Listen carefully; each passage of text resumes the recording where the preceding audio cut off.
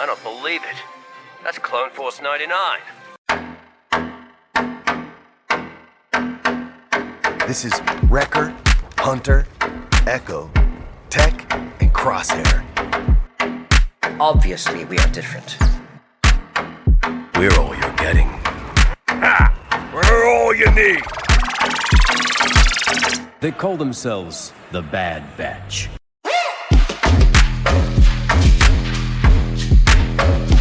Experimental Unit Clone Force 99. The defective clones with desirable mutations. This is one meeting I don't want to miss.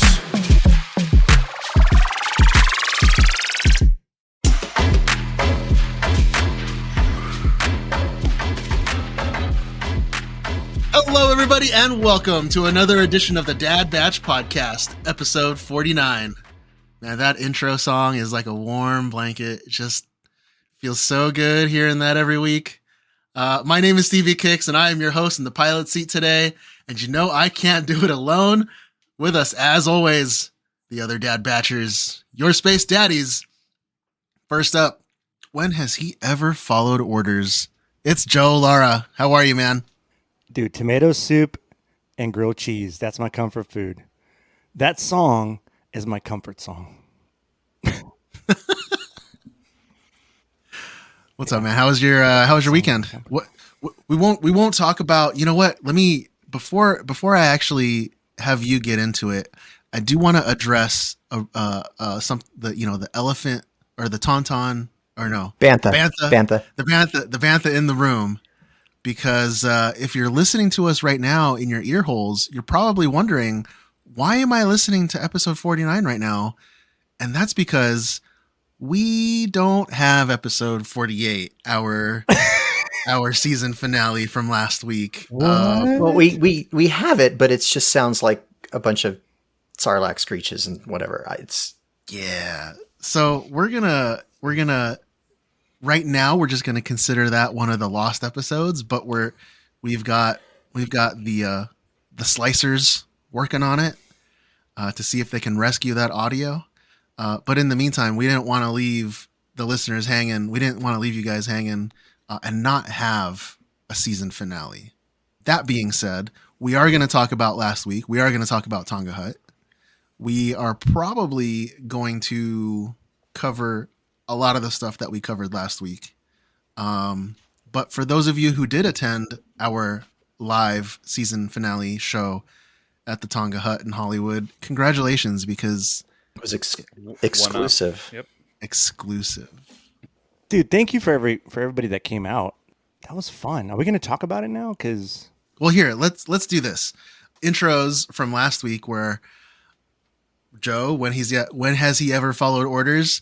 The commanding officer of the 501st Legion's Southern California Garrison, Rami Shanaday, the best poppy in the Outer Rim, John Rodriguez, and Brian Cook, who's unable to be with us tonight, but he's here in spirit, or spirits, depending on what he's consuming this evening. Guys, yeah, how'd you guys like that show? I mean, I dug it.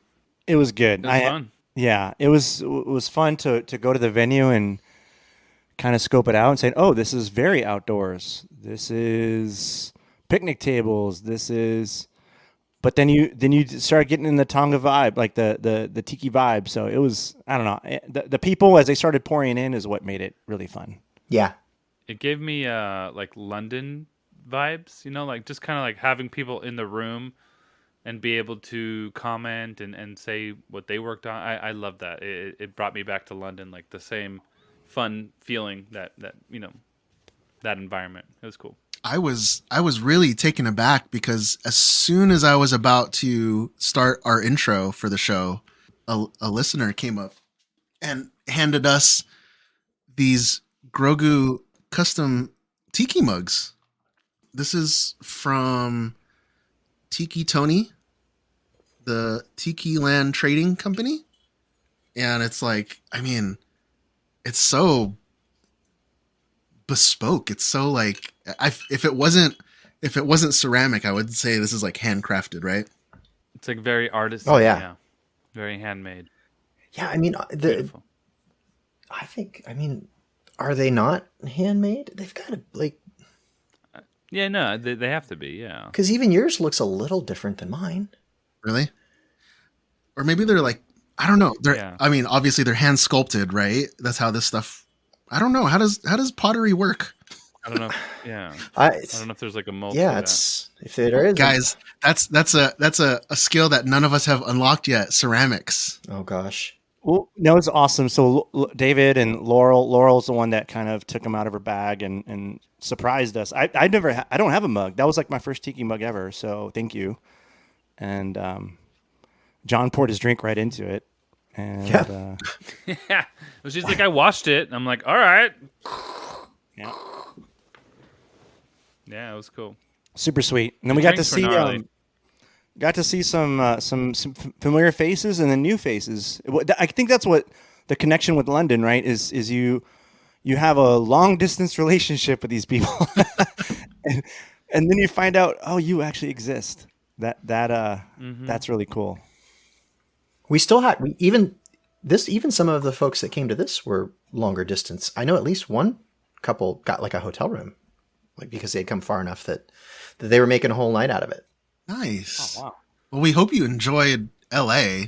I hope you didn't just only see us and then go back home. Yeah, that was fun. It was nice to see a lot of new faces. We had people coming out in costume. We had people show up in costume. We had people show up in non-Star Wars costumes, which was very cool. Yeah. Yeah. We had a Daft That Punk was cool. costume, which was cool. That was pretty rad, dude. That was That good. was a good job. Yeah. That was Yeah.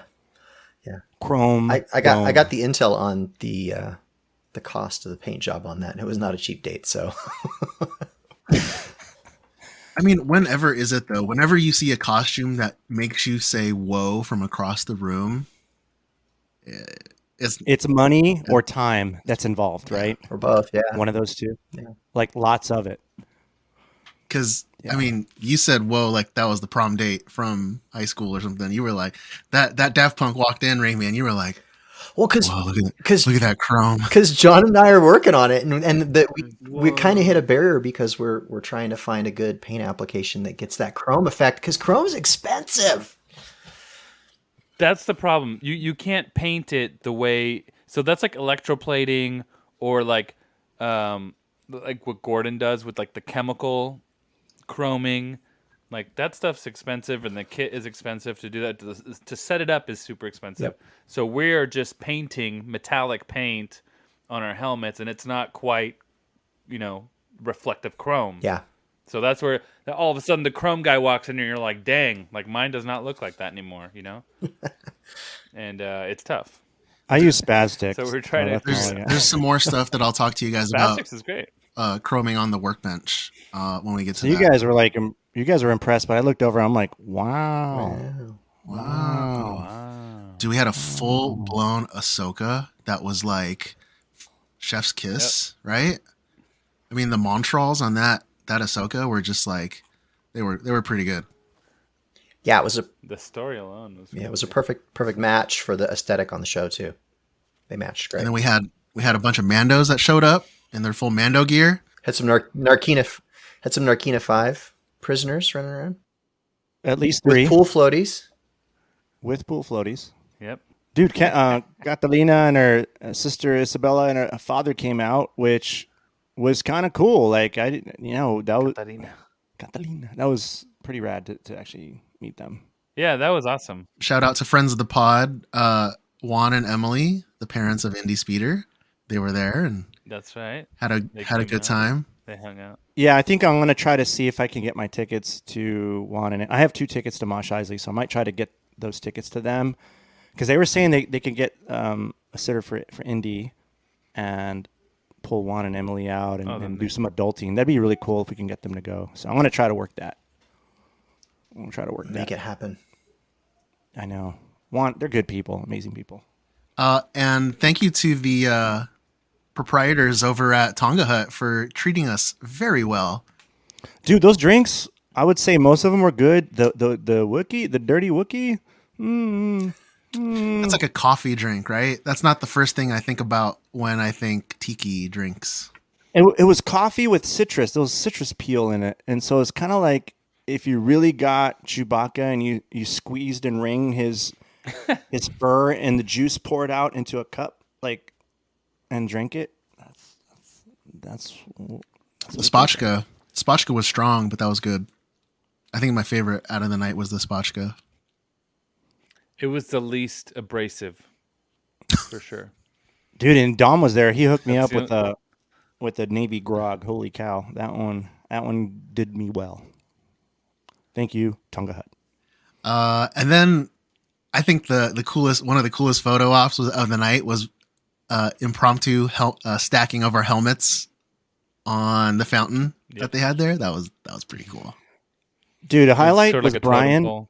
A highlight was Brian making drinks on that screen. Like Ramey brought out he brought out all the technology to basically include him. And at one point, somebody grabbed a shot where Brian's looking over towards the table just by circumstance, and Ramey's looking right back, and it's like it looked pretty cool. And so and then Brian was worried because he was so disconnected from us. But dude, it came out so good on the other end. Yeah.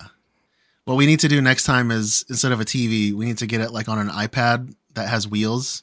Like, when we go to like sushi and we have the robot waiter, we need one of those with Brian's face on it. Has little music. Bum, Oh, bum, and then we can like bum, duct tape the microphone to it, and then he can be the one to go interview the crowd. Yeah, he just goes up. Yeah. Perfect. Well, thank you again, everybody, for tuning in. If you'd like to rep your support for the show, sticker packs and shirts are available at thedadbash.com. And before I continue, guys, we have about 1, 2, 3, 4, 5 of the sticker packs left that did not get picked up at the event. So these are available. Those are super cool. These are available. If you are interested in a sticker pack with our holographic tiki buckets helmet. Our exclusive artwork. Yeah, this was only available Done at the Tonga Hut show. The lovely Dragon Whisperer. If you're interested in a sticker pack of those, email us at dadbatchpod@gmail.com, or you could message any one of us on Instagram. Yeah, shoot us a DM. Slide right in. This garbage is nothing like clone armor. Looks a little tight on you, old man. Yeah, at least I know how to wear it. That's right, everybody. It's time for the weekly workbench. All right, gentlemen, who is working on what? I finished up that helmet, the Buckeye helmet. I think if you're watching, you might see it over my shoulder. It looks so good. I'm gonna be.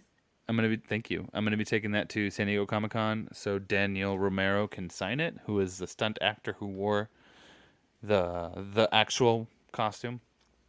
And then eventually, when I see Judah, I'm gonna have him sign it too, just because it's like they are the ones that brought it to us in a way. And also, I'm like excited about this. I got one of those. I got a spray gun, an Iwata LPH 50, I think it's called, or LHP. I think it's LHP or LPH. I'm not sure. Someone's gonna HVLP. hate me for saying it wrong. No. HVLP is. Yeah. That's not. I'm talking about the model. It's like an LHP 50. Oh, got it. Yeah, I think it's either an LHP or an. Yeah, I'm mixing one of the letters up. But the gun. Oh my god! Now, I get it now. Like I used it, and at first I was just like, not painting the item, but I was kind of just blowing the paint in the air. And I'm like, oh my god! Like, oh my god! It's incredible. Like I get it now. Like I get it. It's totally worth it. I already want to get another one for clear coat. Question. Super cool. Do you have a Yes. gauge yet on how much extra material you went through? Like how much extra paint did you burn through doing it that way compared to if you had done it with an airbrush? Because we know what the airbrush produces, but there's got to be a lot of overspray, right? So there was a bit of over. So I still don't have the control and finesse one would have when doing that. So I probably wasted more than the professional would. But You'll get better. Definitely, you do waste. Yeah. Eventually, I'll be able to because there is like a double action mechanism on these things where if you just pull it a little bit, it's air, and if then you pull it more, it's air and paint. And there's this in between where you can do more air and just let a little bit of paint out. It's all So it's on the pressure of your. So it's like your it's variable. So the more you pull the trigger, the more paint opens up. Correct. Correct. Yeah. And I didn't really adjust any of the nozzles or the knobs to fine tune it. I just kind of gave it a go as is, and it happened to work like flawlessly, like impeccable. And something I noticed with the airbrush is because we open it full throttle to do this sort like a similar paint job, and sometimes it'll spray like Spits. little droplets that look different, right? That will definitely look different than what the finish is supposed to be. And this didn't do that at all. It was just completely clean. Every attempt was flawless. Like I get it now. Like it's like easy. It's super easy. Like maybe it's not easy. That's not the right word, but it was very effortless. Like compared to the airbrush where you're like, crap. Like I need to get this right. Just it's just different. The gun was just done. It's like what? Like really? Like, and then you give it a little more around the edges and the corners, and you're like, oh my god, like, I mind blown, unbelievable. Like, I have buddies on Instagram that have like been praising spray guns for a while, and I was like, you don't need it. I'm like on the hobby side, like you don't need it. If you want, get an airbrush, or you can use spray cans. Like, no, wait, hold on, it's a different beast. I got my laser machine up and running, which was used to do the coasters that we were giving away at the event. So that was cool. So that thing's now that I've got it figured out and know how to work it, we're gonna have some fun with that thing now. So I shared a picture early this morning of my Let's Build a Mando project, kind of like what the armor and the helmet and like what's been picked so far it looks like. Because the next thing that we're going to do is we're going to do a poll for the jetpack options. So that's coming. I ordered a alternate Yondu jacket because that other company like canceled my order. So I'm not as excited about this one, but at the same time, I think I need to just like it can't. It is going to be cost prohibitive for me to make that jacket completely by hand because I'll want to do it with leather and do it right, and it's going to be like a $600 jacket if I do it myself. So not. What do you not like about this one? Just the quality of the materials. I think I can put some time and energy into this and make it work. It'll be like what Brian had to do. Like Brian had to make some changes to that jacket that he's got to make it look right. It was just sort of a China knockoff cosplay jacket, pleather. Mm-hmm. I can do the same thing to this and it'll be fine. So I think people are going to be distracted by that fin. They're going to be just, dude, that's a centerpiece. I mean, yeah. So, but that's the problem. It's like, I want the rest of it to be on par with that. It came out so good. I don't want the rest of it to detract from that. So, I actually found another cosplayer has like did a quasi tutorial on how they made parts of their costume. And so I've actually got some good intel from that. And in watching what they did with their boots, they built a new pair of Yondu boots around a pair of just like inexpensive black work boots that I actually happen to have like the exact same pair. So I'm going to try and use those to build the Yondu boots. So we'll see how it goes. If this jacket actually comes and it's something that I can work with, I will feel like I see the light at the end of the tunnel again instead of doom and gloom where I'm at with not having anything. Dude, you show up with the eyes, that fin, the teeth. If you got jacked up teeth and you just kind of act the part, it's going to come together. That's right. I got to talk. I got a line on somebody that makes like teeth. I got to talk to them and find out. Look at that thing. It's so good, dude. And it just stays there. Yeah. It just works. The fact that you installed magnets under your skin to like, just connect to that. I gotta so good. Gotta go on and since when have we ever done anything halfway? Listeners, don't install magnets on your skin. Don't do that. We're only teasing. So no BFMs were harmed. And yes, for a good adventure, I will have to shave, but we'll. I've already got that figured out. It's Mary Poppins. It's an adjustment to the existing beard, not so much a do-over. Mary Poppins, y'all. Okay, so a couple things that I'll talk about. So I was printing the piece for that bike that I was talking about last couple weeks ago. Well, the piece that I 3D printed ended up not working because I printed it in PLA, and black PLA, I guess, doesn't do too good under direct sunlight, heat, and in the car. So when my buddy from the bike company, wow, Wow. when he started to install it, it was Wow. just like melted PLA, right? It was just completely wonky. So what I ended up doing was resin printing it in ABS resin, or ABS like resin, already black, and those pieces, like a giant piece like that I'm printing on my giant resin printer. It's like 86 hours for one piece. So, and then resin printing always goes longer than it's quoted. So, Oh, for sure. Every print does. yeah. So it's still on the printer. I think it's like at 97%. It should be ending. But once that is done printing, that's like production quality, right? It's like super sharp edges, no post-production, no post-processing on it required. It's just like quick little shot of clear coat, good to go. And this is supposed to cover the battery? It's like covering the side of the frame. If you go to wowbike.com and look at the Cyberbike, you'll see the piece on there. I mentioned it earlier at the top of the show. So while I was looking into that, because I'm working on another project with them for the future that we'll announce soon.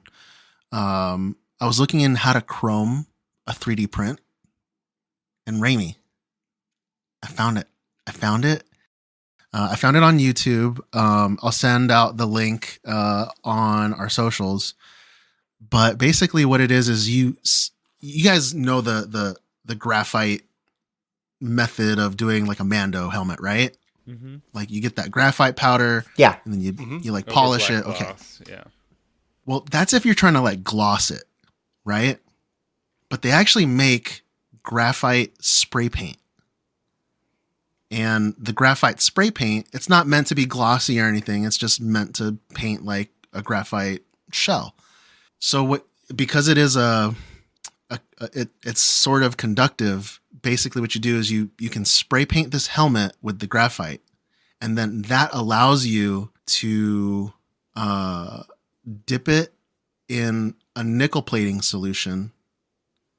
And then once you get the nickel on there, then you can do other forms of metal, like gold plating or silver plating, whatever you want. I've watched a YouTube video that's what you're describing. Mm-hmm. So I bet I've seen the same thing.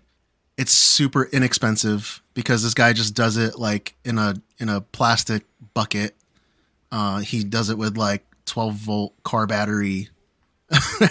and the chemicals that he's using are just like, are inexpensive also. Yeah. But if you're just going for the chrome look, then you don't need to go anything past the nickel plating, because once it's nickel plated, you can just polish it. You're good to go. Yeah. Interesting. Cool. Yeah. I actually did a troop not terribly long ago, and Gordon Tarpley was C-3PO at the event, and I was talking to him about all of this too. So, and he sent me some stuff, and I haven't had a chance to really dig into it and look, but I do want to look at what he sent me too. And once I've kind of wrapped my head around some process, then we're gonna blow the doors off of this thing and chrome knowledge for the world, right? But I want to understand it and make sure that what we're talking about is solid. So, well, you're the rocket scientist, so when it deals with chemicals and stuff, I'm gonna leave that up to you. Yeah, chemistry wasn't part of my specialty. Just saying, but well, like I wasn't propulsion.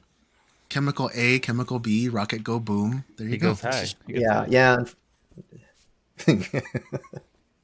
Hey, John, you dropped those guitars off at Schecter, right? Oh I yeah. sure did. Yeah. So I stopped by yesterday and took 4. Yeah, yours, mine, Ramey's, and Mike's.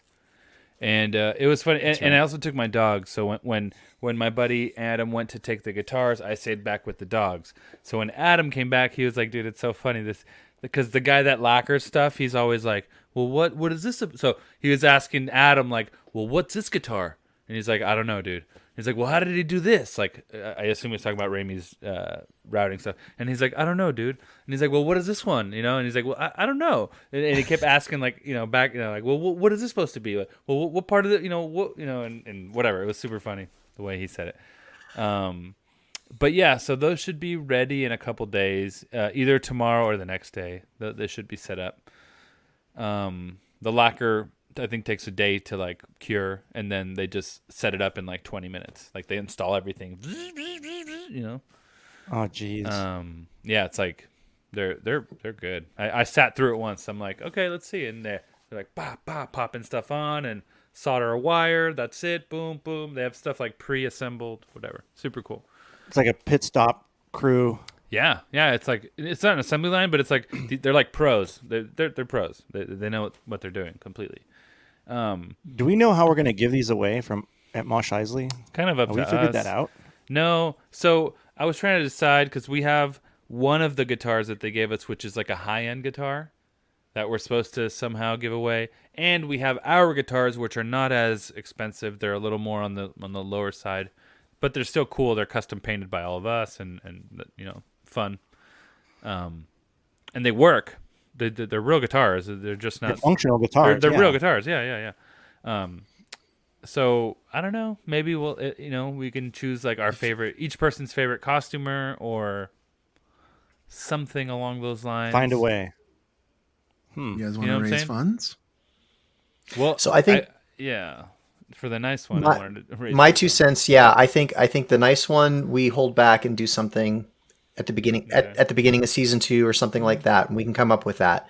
But the 4 that we did for the event, we'll keep those for the event, and we'll do like what John was saying, like our favorite We'll pick our costumer, favorite people or something. somebody that's particularly excited about it or something like that. Okay. We'll see. Yeah, I like what you're saying, Joe. That could be the first. Could be the first giveaway item into the Chrome Tono 2. Dang! Imagine that. But can we announce the Chrome Tono 2 yet? I don't think we can announce that yet. We could do whatever we want, man. We can do it. We can. It's going to need to be a Chrome YT 1300 if we keep putting stuff in it like this. So. Yeah, it's going to be a full-on freighter. Dude, NATO Potato got a lot of stuff, man. He got a Are we lot. still sending? Is he still receiving things? He was, Dude, still, it he took was recently it took still till summer to posting. get the last shipment. Yeah, was he's still still posting stretching for out the posts. So for sure. We finally get to meet him at Mosh Isley. I'm That's excited. right. That's right. Finally. Yep. And he'll We're probably going to get to be see a wearing lot of something. people, a lot of faces that we've yet to. Yeah. Yeah, he'll be good. It's going to be great. I liked your commercial, your Mosh Isley commercial, John. Oh yeah. Well, okay, yeah. So that's what I wanted Mosh to... Isley. Could you do the voice for me real Okay. quick? Do it right now. Do it right now. Mosh Isley. Yeah. That's Mosh Isley. Mosh Isley. I don't even know what accent. There it Brian was is. making fun of me. He's like, I recognize 3 accents in there. I'm like, all right. Good enough. No, It yeah. reminded me of Mega Man. But- dude. Megamind. Megamind. Hey, all right. That guy. It's like an old Atlantic. Like you could be on the Titanic with that. With that Yeah, accent. well, I was trying to invoke a little bit of what's his name, Hux, when he does that crazy speech over Starkiller Base. he's We know screaming. with all the troops. Yeah, where he's kind of doing the whole thing. It was kind of a little bit of that, but more subdued and sort of OT, whatever. So I wanted to see, because I'm trying to decide if I should wear that costume, if that's worthy enough to walk around Mosh Isley as that guy, or if I should just be a stormtrooper. So I want to do a poll on the Dad Batch post. I think you might.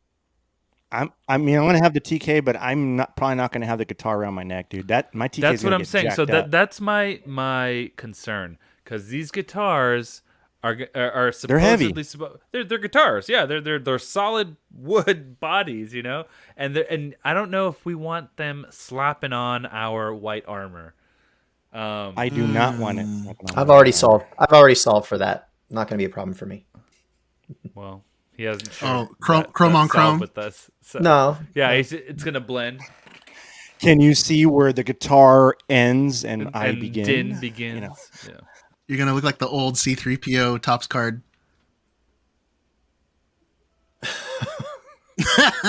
I understood Gotta that be- reference. I'm not going there. Anyway, so I wanted to know what the listeners think, and I want to see if we can do a poll on the Dad Batch.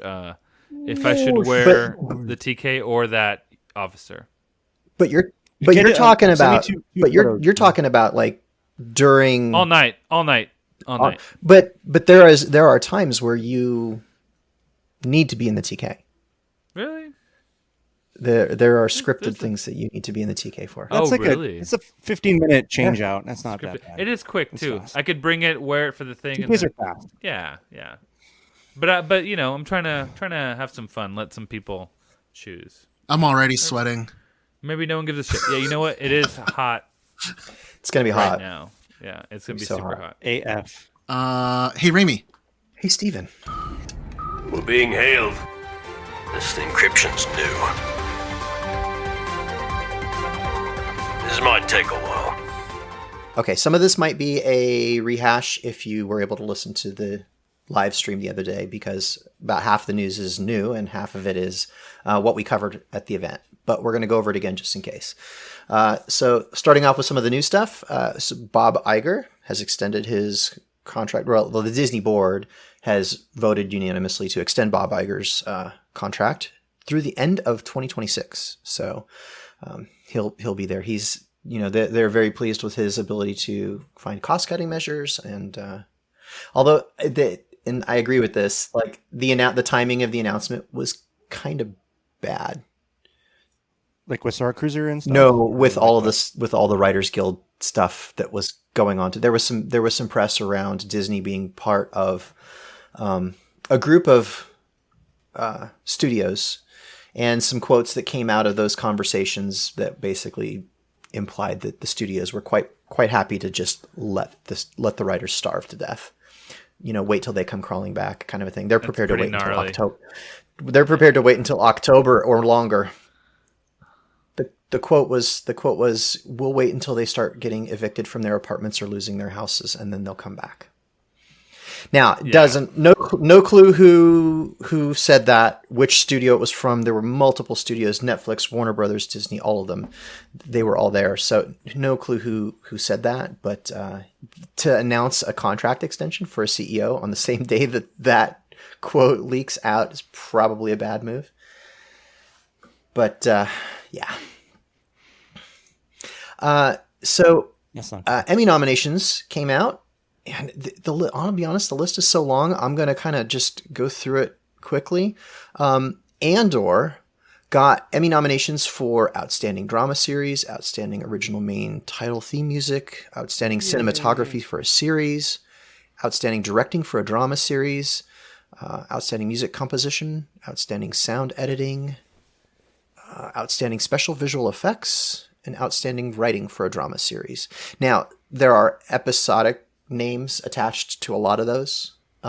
So like Rick's Road, which was obviously a great episode, several of those were attached to that. Obi-Wan Kenobi got a handful of nominations as well. Outstanding Limited or Anthology Series, Outstanding Fantasy Sci-Fi Costumes, Outstanding Picture Editing for a Limited or Anthology Series, Outstanding Sound Editing for a Limited or Anthology Series, Outstanding Sound Mixing for a Limited or Anthology Series. We've got some Mandalorian ones. Now, Pedro Pascal didn't get nominated directly for anything related to The Mandalorian, but he did get nominated for lead actor for The Last of Us. But The Mandalorian itself, got nominations for Outstanding Cinematography for a Series. Interestingly enough, this one specifically calls out half-hour shows, because I think one of the other ones that I already named was like the same category, but for 1 hour. Yeah, Andor got the same thing, but for 1 hour format, whereas they tagged The Mandalorian as a half-hour show for that purpose, which was interesting. Outstanding Fantasy Sci-Fi Costumes for a particular episode, Outstanding Period and or Character Hairstyling, Outstanding Period and or Character Makeup, outstanding sound editing, outstanding sound mixing, outstanding special visual effects, stunt coordination, stunt performance, all of those. Lateef Crowder's named in the stunt performance category as part of it too. So yeah, good to see his name show up there. So we'll keep our eye on the Emmys and see what plays out there. Outstanding. Yeah, every single category name was out. I should have just started saying, all right, these are all outstanding, so let's just get to the subtitles.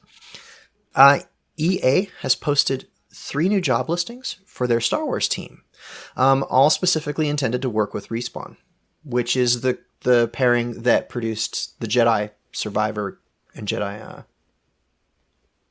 Fallen Order Order and games. Survivor, yeah. Yeah. So the 3 titles for the positions that they're opening up is Senior Combat Designer, Senior VFX Artist, which says VFX, but it actually reads as an audio gig, and then Principal Game Writer.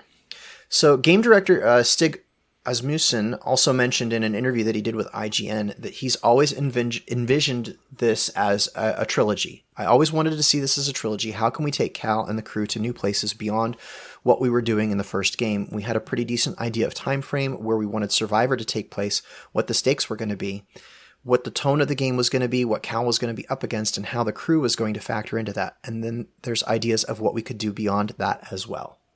So I think between these positions being added to the team and this quote, I think that they're all but confirming we're going to get a third Jedi game, Star Wars Jedi game. Sounds like it, right? I mean, yeah, trending. yeah. Okay, so let's get into some of the stuff that we covered at the Tonga Hut event the other night. So Comic-Con, San Diego Comic-Con starts 1 week from tonight. I think 1 week from right now, they'll be opening the door. We'll be inside, hopefully,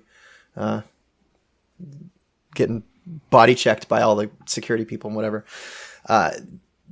Wanted to do a rundown on Star Wars content that we've got. For the most part, it's panels. On Thursday, there was nothing on the schedule listed for Star Wars specific content, but Friday is Star Wars Day. Now, every one of the events that I'm about to list, they start at 10 a.m. and they run through every hour throughout the day, all the way to 8 p.m. Every single one of these is in room 7AB. So if you go into the convention center, go up to the mezzanine level, like the bigger rooms, so 6, B, C, and F are one of them. 7AB is one of the rooms that's like right across from that. And this is where all of the Star Wars content is for that day. So we've got, starting again at 10 a.m., the Star Wars musical universe with Lucasfilm and EA games. So this one showcases video game music. So we've got Lucasfilm Limited's high-end Star Wars collectibles. So that's where you'll see things from Sideshow, Hot Toys, Kotobukiya, Gentle Giant, companies like that. Then at noon, there's one titled Star Wars Memories. This one is being the panelists are like former Lucasfilm employees that are like now long since retired, basically telling old war stories. So this one actually sounded pretty interesting. At 1, we've got Lucasfilm Publishing's panel, Stories from a Galaxy Far, Far Away. Then we've got Hasbro's Star Wars panel, and I do expect we're going to get a HasLab announcement at that panel. And we'll get into that in a minute in our next little bit of news after this. After that, we've got Star Wars trading card collecting, Star Wars past, present, and future, Star Wars fandom in the immersive frontier, Galaxy's Edge, Galactic, Star Cruiser, and beyond. And I think this one is, the panelists on this one are from the Heroes of the Halcyon, right? I think we mentioned that the other day. I think that's the group that's putting that one on. At 6 p.m. is the 501st Legion's Star Wars Villainous Costuming panel. At 7, there's a panel called Star Wars Andor, Making a Rebel, Making a Rebellion, that's got some of the folks that were involved in Andor as panelists. And then at 8 p.m. is Star Wars Trivia Challenge Strikes Back. So again, that's everything I just listed is basically in sequence, starting at 10 a.m., 1 hour blocks, all the way to 8 p.m. in room 7AB. On Saturday at 10 a.m. in the Omni Hotel in the Grand Ballroom on the 4th floor, there's a Star Wars trivia game panel taking place. And then at 12:30, back in the Convention Center, room 29C and D, Jazzwares is doing a panel covering Pokemon, Squishmallows, Star Wars, AEW, and more. And then at 5:15 p.m. in room 6B, C, and F. Now, this is a big room. It's not as big as Hall F, but this is a decent sized room. Like this is the panel room that we saw the Clone Wars Saved panel in several years ago, right? So to give you an idea of the scale of the room. So this is titled Star Wars Outlaws Becoming the Galaxy's Most Wanted. So that will be their big game content panel for that. Lucasfilm's going to have their normal Lucasfilm Pavilion down on the show floor that we're all used to seeing. I know that I don't have any confirmation of what it's going to look like, but I know that they're particularly excited about it. So I read that to mean that it's new, whatever it is. So I think that they've got something new that they're going to be showing off there. So looking forward to that. Thursday night over at the Hyatt Hotel is the Her Universe fashion show. They hand out wristbands for this at like 1 p.m. So you've got to go over there, get your wristband. Then you can kind of leave. And then you want to get back maybe 4 o'clock to get in line, because where you are in the line kind of gives you where your seat's going to be inside. So I know at least a few of us are going to be there in various capacities. So come say hi. And then Friday night is Mosh Isley at the Music Box in San Diego. So, and as of right now, tickets are still available at moshisley.com. And I know that all of us here on this episode will be there. We will all be there. Yep, you may recognize us, you may not recognize us, but we will all be there. I got to run, dude, from that 501st panel straight to Mosh, because like our panel ends at I think 7 when Mosh starts, but things really don't kick off till what? Yeah. 7:38, right? It builds up. You're right. Yeah, so. You're good. We'll cover you. Austin's gonna drive me. Yeah. So we've been starting to see kind of obviously, and we're going to get into even more of it, but again, we talked about this on Sunday. So the hype train for Ahsoka's starting. We've got some merch coming out. We've got pictures of a new Lego set featuring featuring the Ghost, which includes the Phantom 2 and several minifigures. So it's got General Harrison Dula, Chopper, a Mon Calamari named Lieutenant Beta, which I just am amused to no end that they named a fish character Beta. A human officer named First Officer Hawkins, and a Jason Syndulla figure, which the story around him is that like when we last saw him in the animation, he had green hair, like his mother's Laku, but the figure has brown, just normal human brown hair. So whereas in the animation it had looked like they were trying to make him a blend of Kanan and Hera, this time around he seems to look mostly human, at least based on the minifigure. No clue what he looks like in the show, but is it different in the age? The figure, is it older version? It is still a child, because like I don't, if you know, for anybody that does Legos, like for little kids, they've got a different set of legs that don't actually move, and they're like really stubby. So this figure has those legs, so it's definitely not an adult. But based on the timeline, it kind of feels like maybe this should be at least a little older, a few years older than what we would have seen in the show.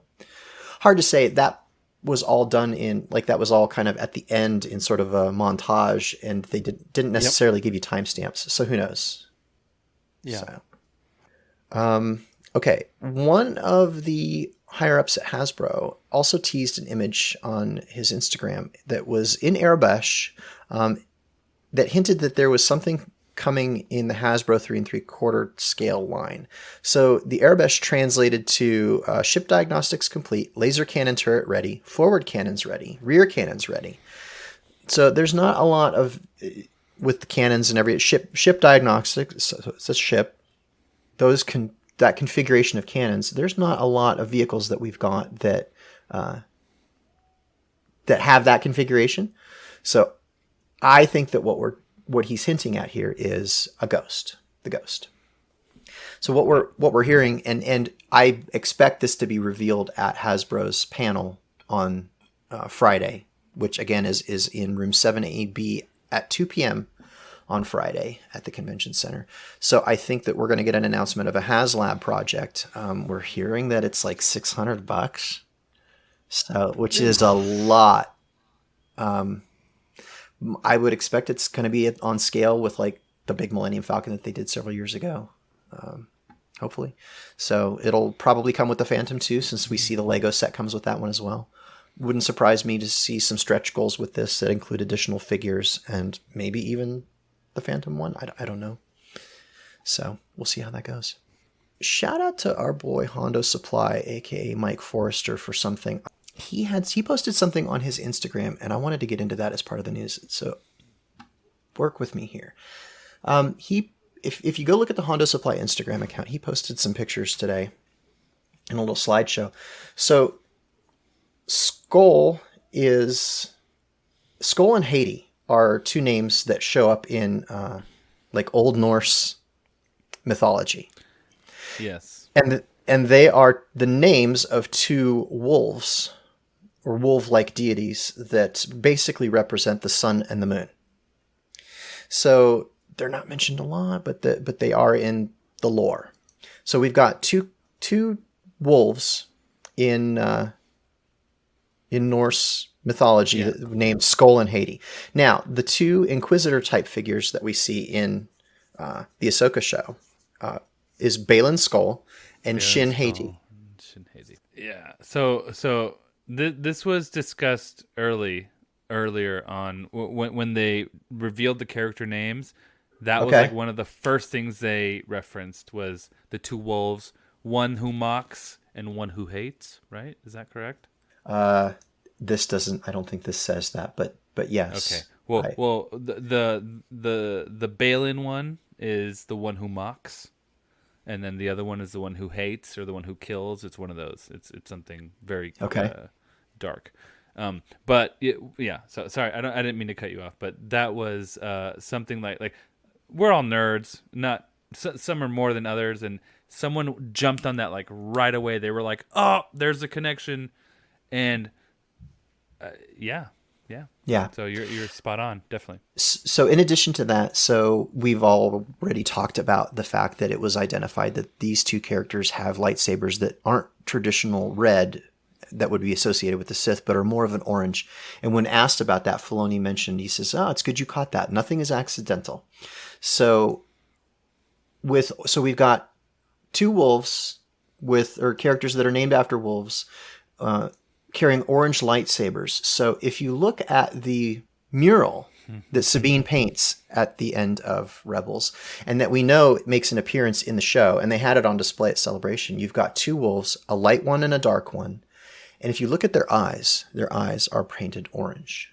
I don't know. I think there's a lot of parallels here. I mean, it'll be interesting to see where this goes. This business with the wolves and all of that Lothal mythology that was in Rebels and the World Between Worlds and all of it is just, this show is dripping with these kind of references. It's crazy. And we haven't even seen it. So, and this is something I just found just by Googling it. It says, in Norse mythology, Skull is basically equal to treachery or mockery. And it says, is a wolf that, according to Snorri Sturluson, chases the sun, personified as a goddess soul, riding her chariot across the sky. Haiti chases the moon. So they're perpetually in some sort of cycle or some sort of, Right. And in the World Between Worlds episodes of Rebels, like you see the wolves running in a circle around the glyphs in the artwork and everything, like all of that. So they might have access to whatever Ahsoka has access to. What if it's like a time heist? The gatekeepers? Were they the gatekeepers of the World Between Worlds? Well, I think we get a little bit of a glimpse of the World Between Worlds, or something very reminiscent of it in the trailer that we got this week. If only we were able to play the trailer. War is inevitable. One must destroy in order to create. We are no Jedi.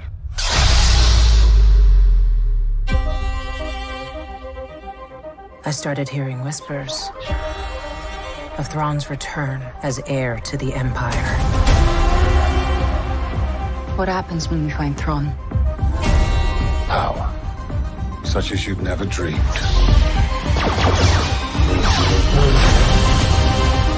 I've spent most of my life fighting a war. That's why I'm trying to convince you to help me prevent another one. You and I both know who could help you with this. She's still just as stubborn as ever. I bet your master found you difficult at times. Anakin never got to finish my training. I walked away from him, just like I walked away from Sabine. You never made things easy for me, Master. As a Jedi, sometimes you have to make the decision no one else can. But I'm counting on you to see this through. Nice haircut.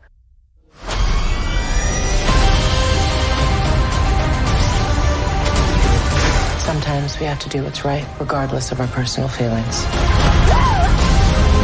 Buckle up. If we don't stop Thrawn, everything will be in vain. You have no power. Anakin spoke highly of you.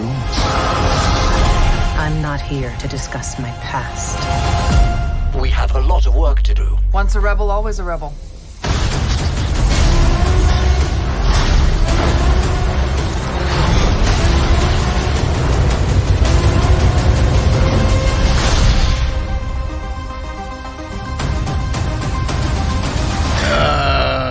Okay. There's a lot to unpack in there. So let's do a trailer breakdown right now. So okay, we've got the trailer. We've got this new shuttle that we haven't seen before, but is similar looking to shuttle. It's a shuttle, clearly.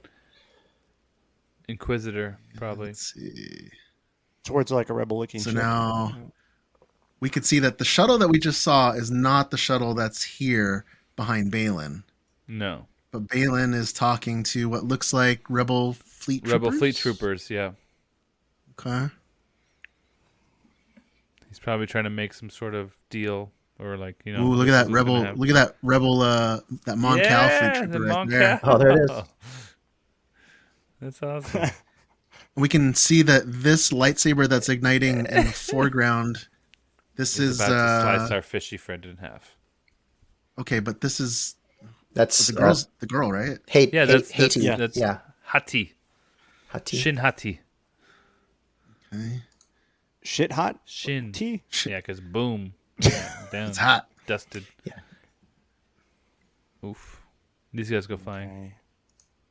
Is that the blaster for Mando? He's got in his hand? No, it's an A180. Yep. No, this one is. No, this one in the back. No, Nope. that's a The ones- DH-17, and then that's Correct. an A180. Okay. Correct. Brother, The Jyn do you even Erso Star one, Wars? right? Yes. Yeah, dude. Yeah. Jeez. Do you even Star Wars, bro? I got 720p, man. I could see that from here. Let me know when your internet loads. Oh, snap. Dang. Yeah, with no internet, I can right. still tell. How you doing? So he says here he says, we are no Jedi, right? Then he stabs this dude with his orange lightsaber. So I do think so. Going back to the descriptions that John gave for the two Norse gods, I think like this Balin one, he seems to be a little more slower moving and methodical, and whereas she's already like there's a scene here like he's doing this to this guy right now, and she's already halfway down the hall. Like you see her, like she's in the background, like just plowing through people. So it's she's like good cop, bad cop. Like she's a he'll talk live to you, wire. and Yeah, she's just killing everyone. I almost expect we'll have to see him sort of holding her back at certain points because of that, which fits with some of the description that you were given, John, of the Norse gods too. Yeah, I read it a little while back, and it totally made sense. See, And he's now just it makes more dealt with that. She's already gone. Yeah, she's down the hall. We've got Ahsoka. We've seen this before in a hearing previous this? trailer, right? Yep. Yeah. First, Okay, now what is this? This is like an old Jedi. So, But it has a hand position Do you remember like the the mortis? It looks like the mortis. Oh yeah, wall this is a like a little bit. mortis thing. Yeah, It looks like the mortis wall with the hand. hand going like that. Yeah, see her hands up. There's a circular thing which probably has to align or something. behind the head. Yeah. No, Thrawn's in the return center, as- on her chest. We've got the back shot of Thrawn. We've seen this before. Yep. I almost think, okay, so is he walking towards his like little Throne that he's got like it looks from like the from the old illustrations? Yeah, it looks like it. That's cool. Yeah, I think they're Heir including to the Empire. stuff from their Okay, old comic. so now we've got We're at Skull and Stonehenge. Hati. Stonehenge. They're walking to Balin, Stonehenge. and yeah, it's like a world between What happens worlds. when you find Thrawn? Okay, so now we've got Balin and Hati, and they're talking to what's her name? The Her. shoot, I'm drawing a blank right now. I'm Bruce sorry. Lee's niece. Yeah, that is. It's like she's like a magistrate, magistrate or something The like that. Yeah. magistrate. That's it. Yeah. Now Terrible. look at this next bit. Like there's. Do you see at the bottom that green flame? Yes. The only other place we see that kind of imagery with like that green flame is with the Night Sisters. Night Sister magic. Yeah, well, isn't she a Night Sister? That was the whole thing. She is a Night Sister. Is she? Do we know that for sure? That's what. That wasn't that a thing? Sure seems. I don't When know. she showed up? When was that ever? I don't know. confirmed? They've ever said that out loud, but I think Dude, we've heard she's it. from Dathomir. Wait, hold on. I thought this was established. That this lady is a Morgan Night Sister. Elspeth. Morgan Elsbeth. Morgan. Was that not established? Am I tripping out? Crack team, Joe. I'm on it. Let me see. Oh, Joe, are you live right now? Jeez Louise. He is, yes. Now the cool thing is that we see here she's using this magic to activate this Stonehenge thing, and it's like a map, Which of the world between worlds, right? Yeah, it's I assume this is just one of the many portal entries It's like to a gateway or something. to it. right? Yeah, exactly. And she's able to activate it. They probably need her Never to dreamed. get it started. Yeah. Ooh, Republic. Oh, dude, so good. And then, hey, hold on. And did you notice her lightsaber? Do you know whose lightsaber that looks like? The design is almost just like Kanan's. It has a shroud, and it has that like sort of one-sided. Oh, yeah, I the- see. That's the emitter. There's a good shot right there. Yeah. Yep, there's a good shroud there. Yep. Yeah, so it's got very Kanan Jarrus vibes, even though I'm sure it's not connected because lightsabers look like lightsabers. But I like that. That's a cool little. Got a fleet of ships here. Yep. A-wings. So just reading up on if she is, it was not confirmed. The heritage was not revealed in the episode, but the actor's hairstylist in the series revealed that Morgan was one of the last survivors of Dathomir. There you go. That's still not. Yeah, see, that was not. Yeah. I remember that from season 2 or Interesting. 3. Whenever she showed up, yeah, she was one of the last I've spent Dathomirian most of my life fighting. survivors. Yeah. All right, here we got our first shot of Hera in the trailer. We've seen this before, right? We have this, yes. There's that patch. Yep. Yep. From Obi-Wan and Anakin's fleet. And she's This looks to driving be like- the Phantom, right? That's Looks like that's the Phantom. Phantom number 2. Phantom 2. Yeah. Gotta be, right? She's chasing some sort of, what is this, an escape pod or something? It's being carried by one of these walker carriers. Yeah. Don't know. Wait, gotta go back. Chopper. There's Chopper. There's everybody's favorite terrorist. Dude, Chopper looks so good. He Raimi, looks did so they add good. this piece? Yeah, that's new. This light up piece on his. Yeah, and It's there's way more segments on that thing. Like I got a good still of that, and I was going to count how many little segments there are in there. I think my Chopper, which is animated based, only has like I don't know, like a 10 or so lights tops. There's way more than that there. Mm-hmm. Just all the details, like his eyes. There's just everything's just got more fidelity, more detail. I want to see his top dish rotate. That'd be kind of Yeah, but you can tell even here, like his head has the wobble, like Yeah. even here, like the ring around the top of just above his shoulders is tilted to the side. So Chopper's, part of his animation style was that he could like wobble his head and like have those head movements. And he's always angry. Clearly, did you guys get a chance to take a look at the animated, the animated Chopper toy that they had at Celebration? It's like I'd say it's probably like maybe about 10 inches tall, but it's like an animatronic chopper that like does all this kind of moving and Didn't Ashley talks and all that. Fountain post about it? Like she was like, "This is awesome." Do you remember that? No, I remember that. I saw it at Celebration at the Hasbro booth. But what was funny is one of the sounds that it makes is Chopper going bop, bop, bop. And like if you know what who the voice is and what they say, I couldn't believe that they added that in there. Bop, bop, bop. Yep. Dave.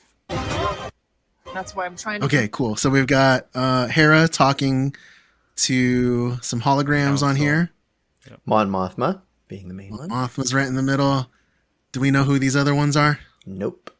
Dignitaries. Oh, there's a Mon Cal pilot back there. Looks great. How good does Hera look, right? I like her eyes. Green eyes. Her eyes are very vibrant, yeah. They're very bright. I do wish they had left the details on her Montrals or Leku. Yeah, maybe it's on the backside. No, it's not. They're just solid green from every angle, and I don't know why they lost that detail. Prevent another one. Dang, my mom's up and everything. Oh, dude, look at the back of her jacket. Yeah, it's got it's got the ghost, the symbol from the ghost, which we actually don't see the ghost in this trailer at all, do we?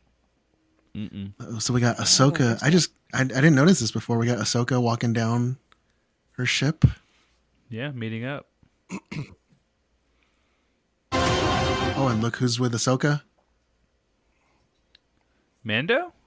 It's the droid. The droid. That's the droid. Sabers, right? Yeah. My screen's a little small. You and I both know who could help you with this. She's so good. This is from the last shot in Rebels too, right? Yes. Yeah. Yep. That's the same Lothal. shot. Still just as stubborn as We get our first clear shot at Sabine in this trailer. I love her hair. Her long hair, yeah. It's like yeah, looks good. What do they call it? An ombre? No, but the how many One, two, cosplayers do you four. think are actually going to commit to this and like do the actual dye for this? There'll hair? be some. There'll It be looks- some for sure. It looks good. It looks good. Yep. There's gonna be a lot. Yeah. I guarantee you, good. it's gonna be. I hope so. I hope so. If this becomes just like a new style, just like in the zeitgeist of like pop culture, I'm down for it. I like it. Hey, yeah, I support ever. I mean, there's a lot of people that already do that. Yeah. Yeah.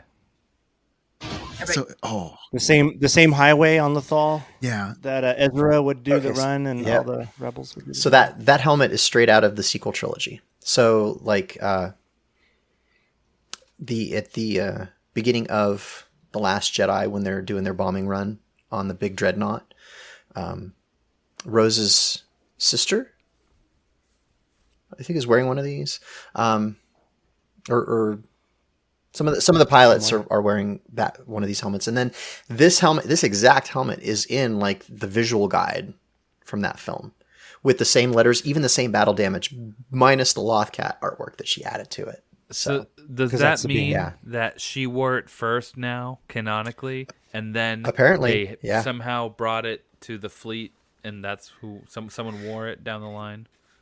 Yeah, but if you look at the picture in the visual guide, like every single scratch and ding and battle damage, it's identical. They literally pulled that prop out of the warehouse. They and probably put it on thought her. no one will notice. No one will know what it's Yeah. from. And it's like, well, Raimi will. Yeah. Yeah, I've got the maybe. 3D files for that master helmet, found by the you way. difficult at times. Already. Anakin never got to finish my training. I walked away from him. This is a Just big like I reveal. walked away from Sabine. You never made things easy for me. This. That too. Wait, hold on. We got to go back to that. Two things. Dude. Two things. So that's cool. Raimi, you can talk about that. Oh, what? Where are we going? Speed bike. And this is a parallel right here. The speeder bike. Because that's Ezra, like season 1. Yeah, and it's that same style of speeder bike that we saw in Rebels. The It's on McCory the same speeder street. bike. It's the same Yeah. street too. Shoom. Yeah, so There we go. The droid. Big old eyeball. You want to talk about this droid, Raimi? So that dome, we only see the dome here, but that dome matches aesthetically to the old 1977, 78 Kenner R2-D2 action figure. Like these little cutouts. Yep, Yes. the little teardrop cutouts around the eyes. Like it wasn't like that toy didn't match R2-D2 because they were basing the toy. They had to build the toys before the movie was done, and so none of it actually matched quite right. So, but that dome is what we're seeing right here. It's identical. So It's good. a nice tribute. Master. And that reveal, so for those who just heard, Master. Sabine calls Ahsoka Master, which implies what? Let's see. You guys put it That together? she's from Tatooine and she's not a slave, she's a person. Yes. Yeah. I'll leave it That at or that. she- I don't want to spoil anything. Or If- she's if- making, if you or didn't she's get it, making then- or she's making a condescending Jedi reference. She to could be. Ahsoka, like She could be, and she is. In there's it. clearly Maybe some I- tension. There's clearly some tension between the two of them. Well, she said she left her. So wait. So now you just made me think. There's two things. Either Ahsoka is Sabine's master and Sabine is training to be a Jedi, or she's being sarcastic. Right. And that's it. Two options. Right.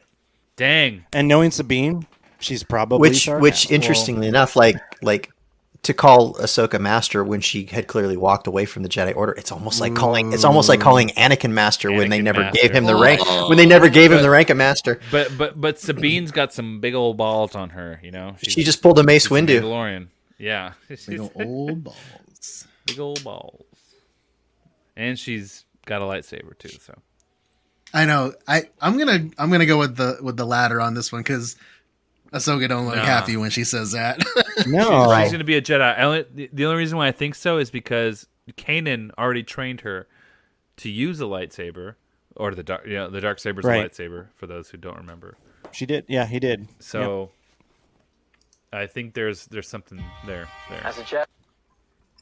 Yeah, And is look, this even- is this and even voiceover Ezra. of No, I think it's the actual new actor because it doesn't sound like Taylor. That's the most we're going to see him, huh? I don't think it's about Ezra at all. That's probably the most we're going to see. Ezra. Sometimes you have to make the decision no one else can. But I'm counting on you to see this through. Go ahead, John. So, this moment right here is very symbolic because the person I was just talking about who trained her with the lightsaber does the same exact thing when he realizes his calling. Exactly. What he has to do when he realizes, he cuts his long hair, he goes back to his real identity as a Jedi, as Caleb Doom. So this is what I think Sabine is symbolically here becoming who she has to be. Because what I assume is like she's been gone a while, the training stopped, and she's kind of been bumming around and doing her own thing, not doing what she's supposed to do. And this is her kind of coming back to that calling and stepping up to the plate in a way. I think. I think that's what happens. Dude, it's like the montage of that old baseball player with the grown beard, and somebody says, "You need to go back and play," and in the montage he shaves his beard and gets out the glove, starts oiling the glove and getting ready, and she's coming back. Yeah, she's coming back. Well, this is She should have exactly short what hair. it's exactly what happens in Rebels. It's exactly what happens in Rebels, and Filoni did this for those, for the people that watched. For sure. Because a lot of people are going to watch this for the first time and not realize that connection, and it's still going to make sense to them, and they're going to love it. But this is for the people that did. Anybody that's give a crap. Any listeners that listen to this show that have not seen Rebels, it's not too late. Highly encourage you to go back. Yeah. It's only 4 seasons. Get through it. Don't worry about it being a kids show, because guess what? All of this is for kids, I think. But just enjoy it and just take it in. There's a lot you don't want to miss out on if you're just watching this. I think they've all but confirmed that this is essentially just Rebel Season 5. Rebel Season 5, yeah. Yeah, they did. Rosario Dawson said that she had heard Dave say it. Go back to the helmet. Dude, that background. Background's all of great. Background's great. But if you can, yeah. Okay, so shout out to Marcus Napuri, good friend of the podcast, good friend of ours. He hand sculpted this helmet for the show. This is Sabine's brand new sculpt that he did for the show. Nice. So shout out to Marcus. Purdy. So proud of you. This is, look at his legacy is already on screen. There it is. Right. And I love that it's not just a repaint of Bo-Katan's helmet or Koska Reeves. It's not. It's literally a brand new helmet. This is brand new, yeah. And you can tell Stylized. it's different. Yeah. Look at the ears. Everything's different. Yep. Yeah, It's like a mix of live action and animated. Yeah, the cheeks aren't as deep as they are on the Night Owl helmets. It's more just like a cylinder. Yep. Yeah. Nice Beautiful. Dude, that wall in the back, man. Yeah, the That's mural. The exact same wall. It's a mural from exact Rebels. same mural. Yeah. Yeah. Exact same. They crushed it. And we Like saw it to at the T. Celebration. It was at Celebration. Did you catch it? Yeah. It was at London. Yeah. Yep. Amazing.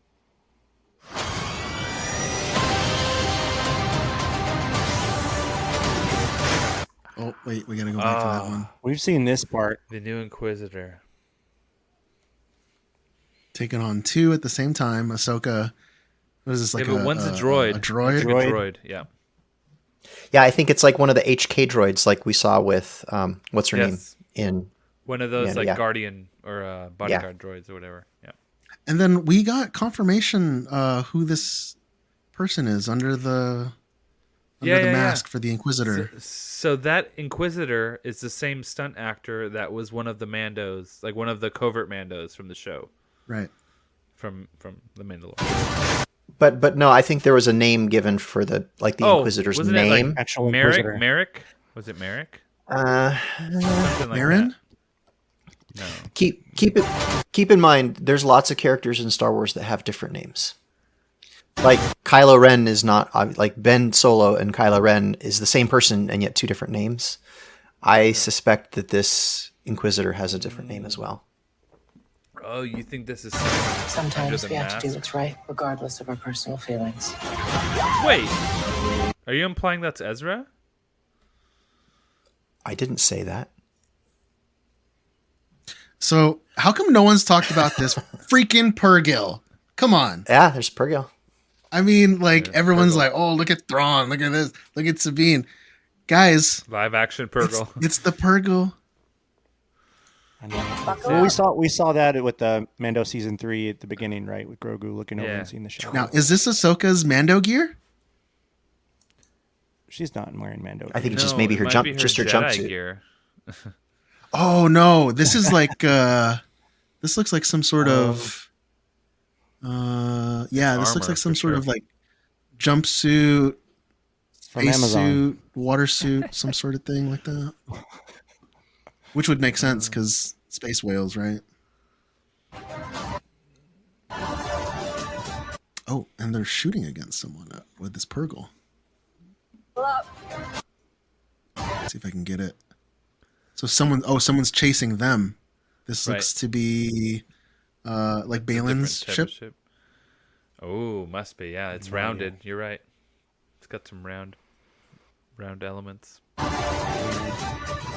If we don't stop Thrawn, If we don't stop Thrawn. So wait. Go back. Sabine, she wearing an Imperial type. No, it's just her undersuit. That's her Mando. Well, that's an undersuit. Yeah, it's her Mando. That's not a. It's got the double she sleeve. Did go to the academy. Oh, I see it now. She did go to the academy. So. I see it's it now. just- See the I think sleeve. that's Mando. just her Mando undersuit. Yeah, see the sleeve. Yep. I thought I saw the choker collar. So this is the image of Thrawn that we saw at the Celebration exclusive trailer. They've now released it to the public. Lars Mikkelsen, face on screen. Just want to hear him talk. Yeah. He's got the glowing red eyes. You know what? We got kind of like there's been some internet hoopla about his uniform here. It's not firmly pressed. Well, He's got a lot of wrinkles on this thing. You never know. It's true. And also, this is a preview. This might not even be the final like VFX. They might clean them up. You never know. And one thing that a lot of people are missing out on this shot of Thrawn is they're not looking at the background. What do we see in the background right here? Some kind of trooper. Everything. Looks like maybe a stormtrooper faceplate with a different color going on. Yeah, but it almost looks like the dome and the back skirt look normal with the brown or with the black trim around the brow, but then the face looks like it's a different color. Almost like it almost looks gold. Maybe it's gold. Yeah. It is gold. Will be in vain. Oh! So this moment, right there. Okay, so did you hear what she said? I don't know if my internet's all power. weird. Yes. So Hati tells Sabine, "You have no power." I assume. Wait, is Sabine doing a force push? Yes, but she has no power. So I assume. I don't know if she's either trying to gain her power or she must have lost her confidence in the way Jedis do on their journeys to becoming great, you know?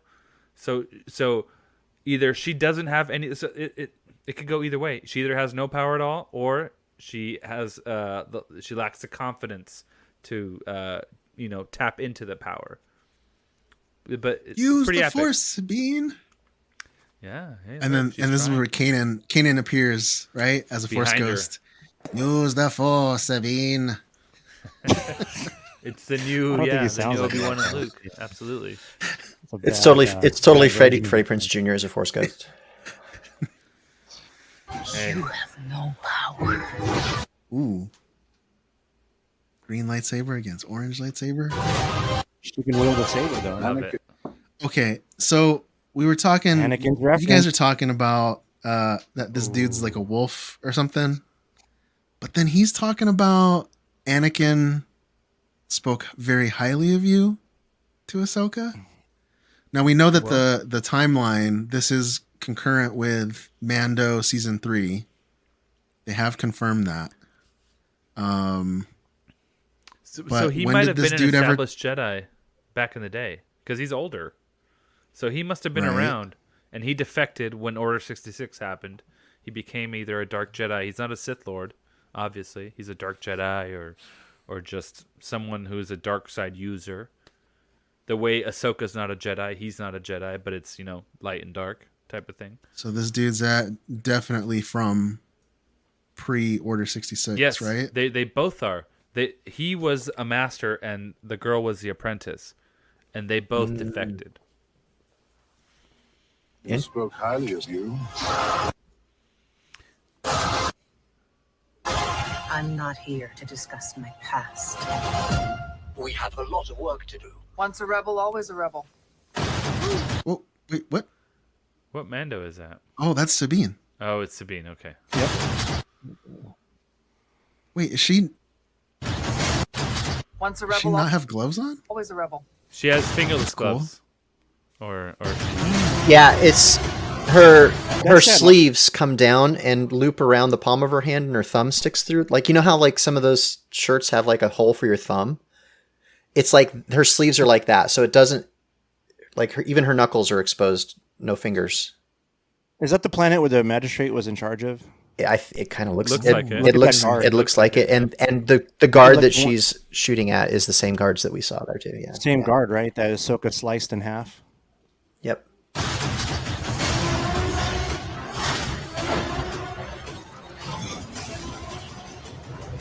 Okay. Ooh. Okay. Parallels. More parallels. So Helicopters. Helicopter lightsabers. So that's Rebels, straight up Rebels. But this also reminds me of the Ahsoka novel. That literally is this scene word for word in the book, where the dude is spinning his saber, and she like it implies that she kind of like clashes with him, but it's like she reaches through the middle and messes him up. Like she finds a way to get through it. But it reminds Didn't we me very see much of the that novel. in Tales of the Jedi? It was the same.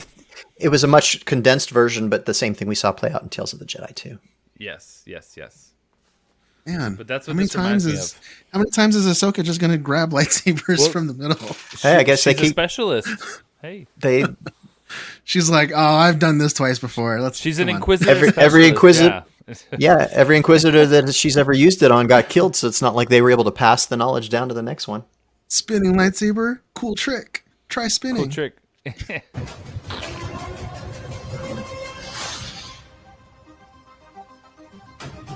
And of course, we get the biggest bombshell, I think, from the trailer. Two episode premiere. They posted that though a couple days ago, right? When the trailer came out. Okay, it must have been. Yeah. They're Yeah. like, you're gonna get 2 episodes. Boom. Oof. Good trailer. Heavy. It's gonna be great. It's gonna be really good. John, your eyes got big when you started talking about the books. So and no. the So things you I think read, dude. You're John's like- eyes check are it, big check this it. whole Hold trailer. on. He was- Hold on. So a lot of people don't know. A lot of people that are listening to us now, or that are fans of the Bad Batch costumes we did, they don't know that I was actually a Kanan Jarrus costumer way before that. Way before we did the Bad Batch. Dude, repost some of your stuff, dude. I think Yeah, I'm gonna start posting it's some time, dude. older stuff. Yeah, because it's not relevant in the sense that he's not going to be around, but it is relevant to the parallels that are happening in the new show. So I am going to post a few old Kanan photos, and I'm going to try to keep growing my hair out if I can and do Kanan again. I actually want to do a You live gotta action do Force version.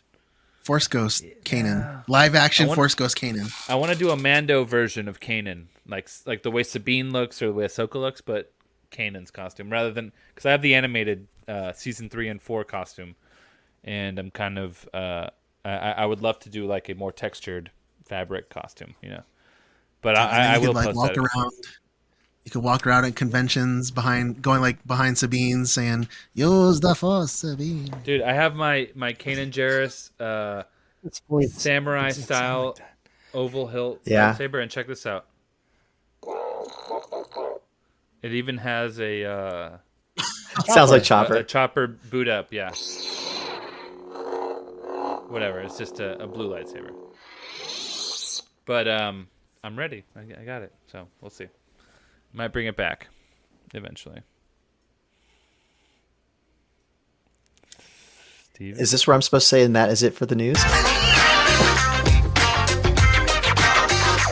For your information, the stinger of a Yalvik queen is a delicacy on some planets. So this is the last episode of season 1 of Dad Batch Pod. And so I wanted to ask you guys, like, what show or moment during the pod, since we started the pod in the last year, that's memorable for you. So what makes it special? It could be something that was said. It could be a segment. It could be anything. Even some of our followers, if you want to do a shout out to some of the followers, just what are some of the memorable, what comes to mind?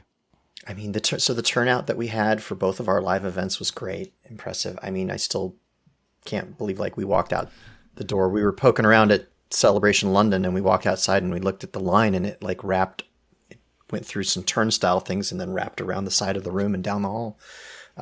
We were not expecting that, and I think we're still surprised we're still surprised that anybody wants to listen to us goof around for 2 hours a week, Shocked.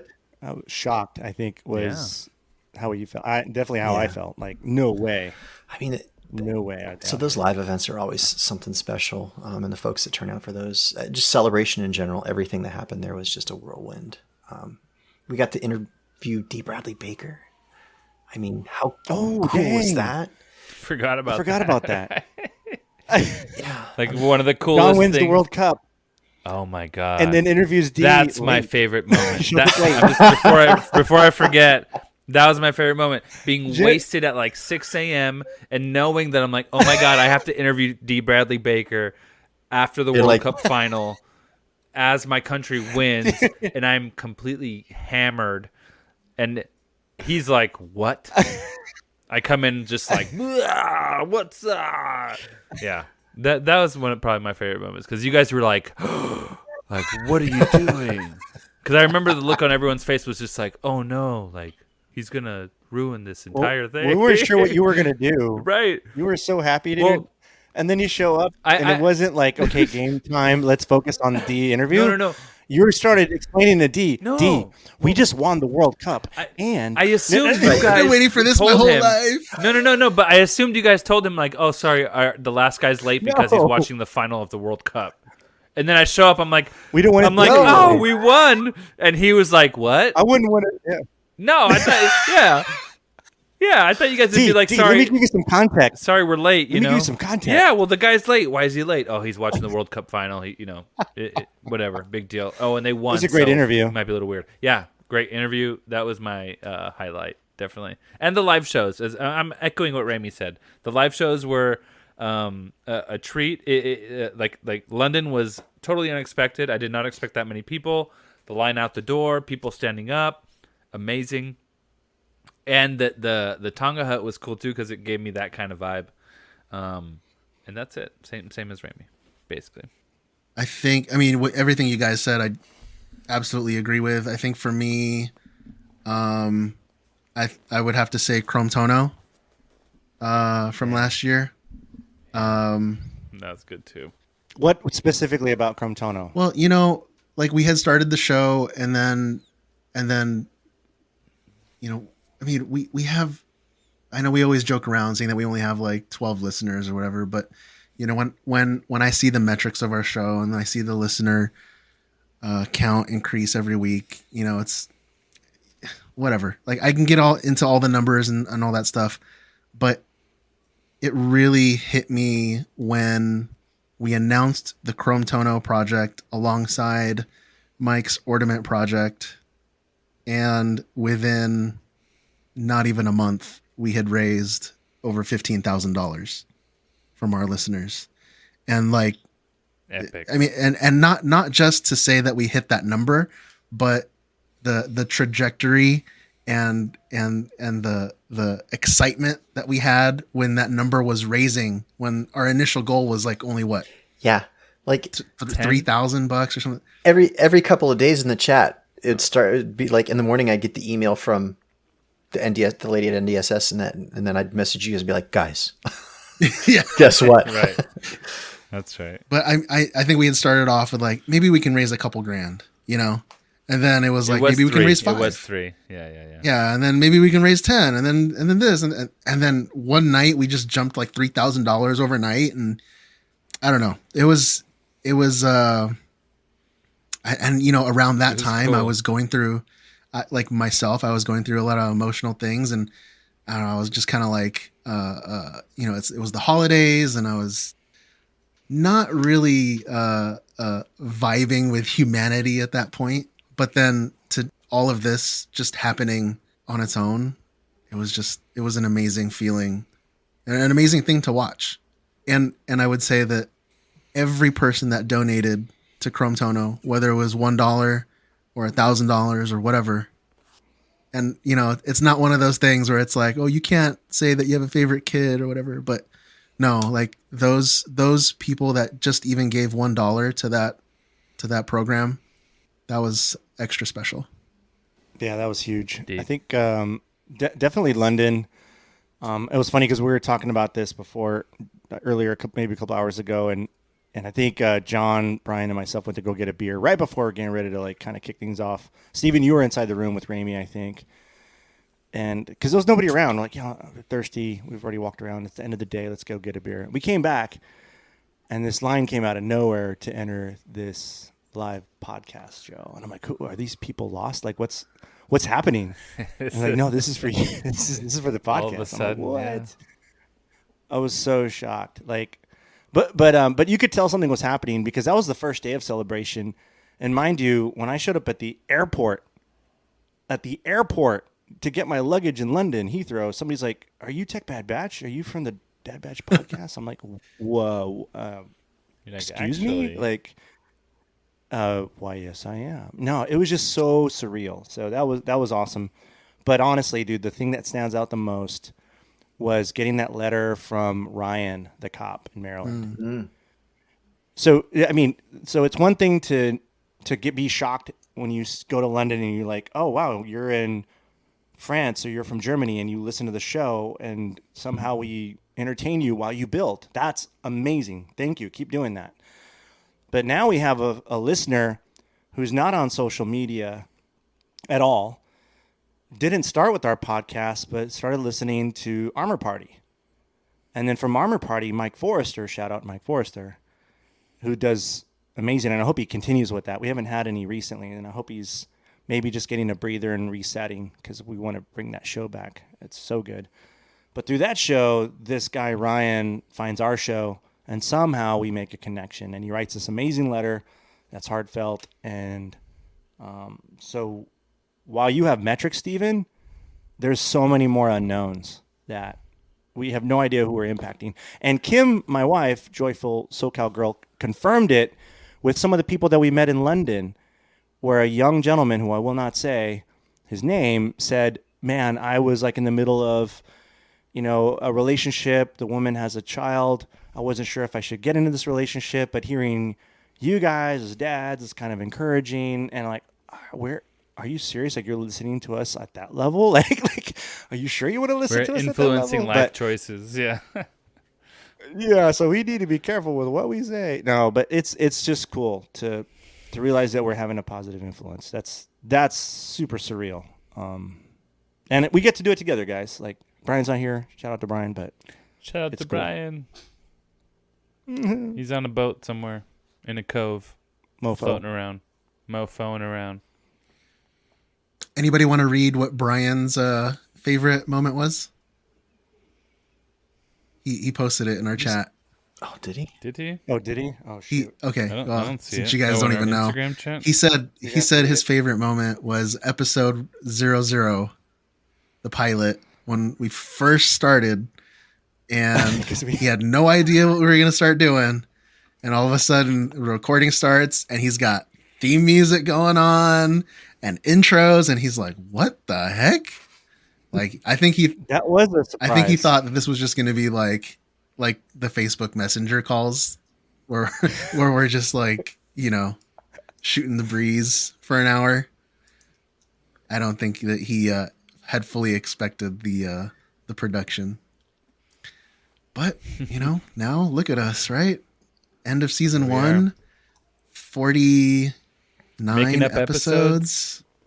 Oh my goodness, guys. Record our audio? Yeah.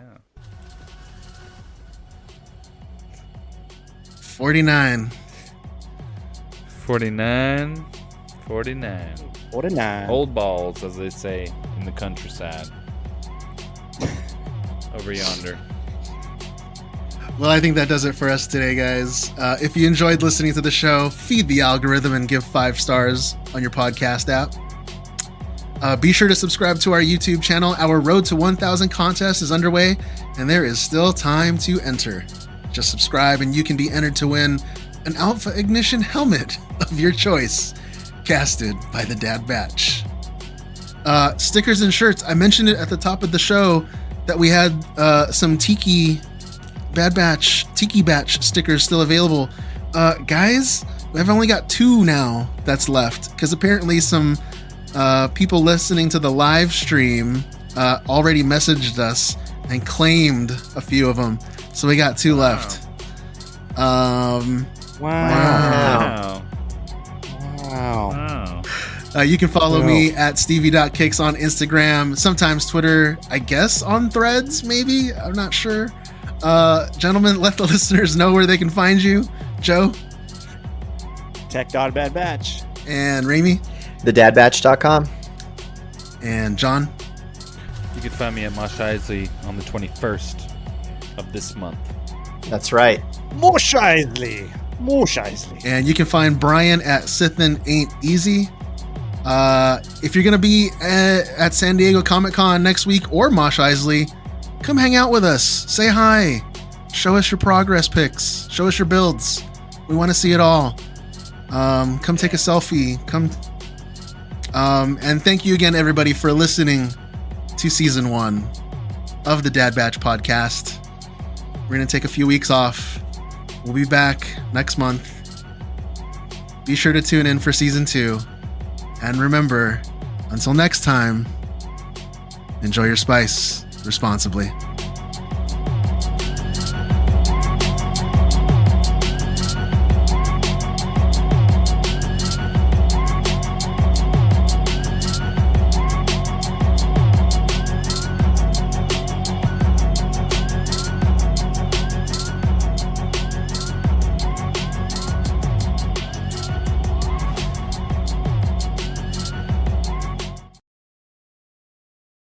I'm here. Technically, this has been extremely difficult. I just want you to know that. But I'm thankful for everyone that came